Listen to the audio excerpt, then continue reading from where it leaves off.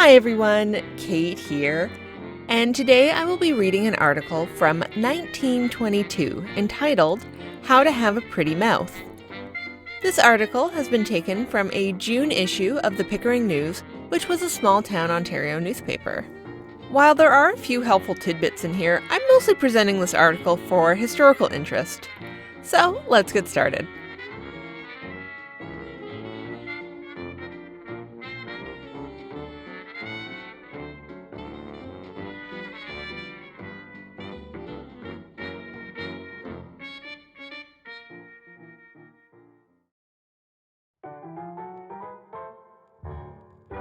One of my correspondents wants to know how she can obtain a pretty and shapely mouth. A pretty mouth is partly a birthday gift and partly an indication of character. Dr. Galbraith, in her book on hygiene for women, says, "There are 28 muscles about the mouth. Since all of these muscles are developed by use, the mouth comes to assume the expression given to it by the thoughts of the individual." The figurative expression, "down at the mouth," comes to be literally true, and the angles of the mouth are seen to be habitually drooping until at last this is the fixed expression on the face. A healthy frame of mind is the only means to keep the face from being converted into a map of wrinkles and drooping angles at the mouth.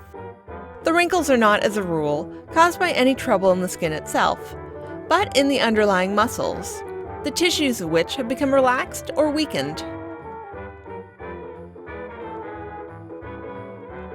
Many an otherwise pretty face is spoiled by the expression.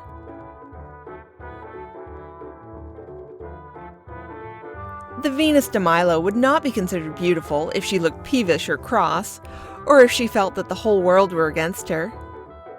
Time and again, a girl whose features, if analyzed, are positively plain, has passed for a good-looking and decidedly attractive young woman because of a sweet expression and a radiant smile. If you have reason to suspect that your expression is not all that could be desired, try the smile cure. This was invented by an ingenious woman who had a disagreeable and discouraged droop to her mouth, and it worked wonders in her case. Her usual expression was caused by worry, as it is in almost everybody, and the worry itself unfitted her for the day's work, by making her nervous and unable to concentrate her mind. One day, this woman felt so tired and discouraged that she decided to turn over a new leaf and see if somehow a smile couldn't help things. Greatly to her surprise, she found that in a very short time, it did.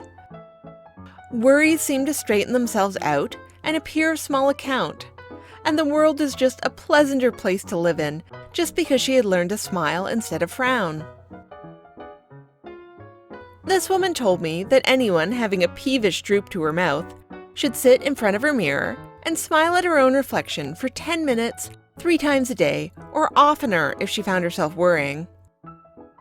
At first, she said, it seemed absolutely imbecile to sit and grin at nothing at all, and to watch oneself doing it. But after the operation had continued for a minute or two, one always got to laughing at the idiocy of it, and the blues and other fancied miseries vanished like magic. Several times a day, the drooping muscles of the mouth should be massaged with the tips of the first 2 fingers. Starting in the center, underneath the lower lip, using both hands at the same time and pressing gently but firmly upward, especially when the corners of the mouth are reached, until the fingers meet in the center just above the upper lip.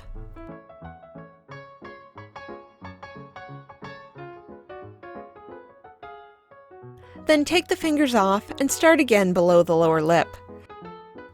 Use a little cold cream with this massage.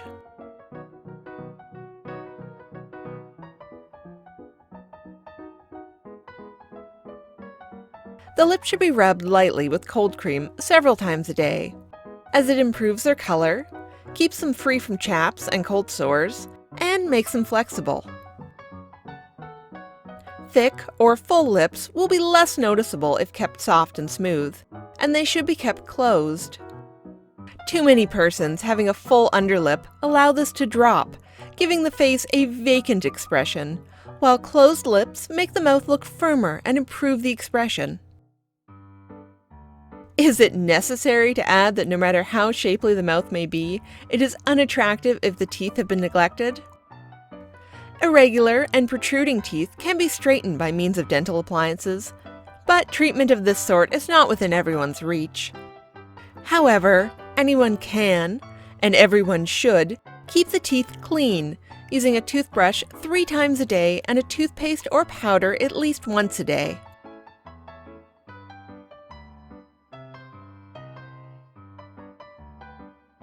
Remember that a smiling face, provided that the teeth are clean, is always an attractive face, no matter what the features are.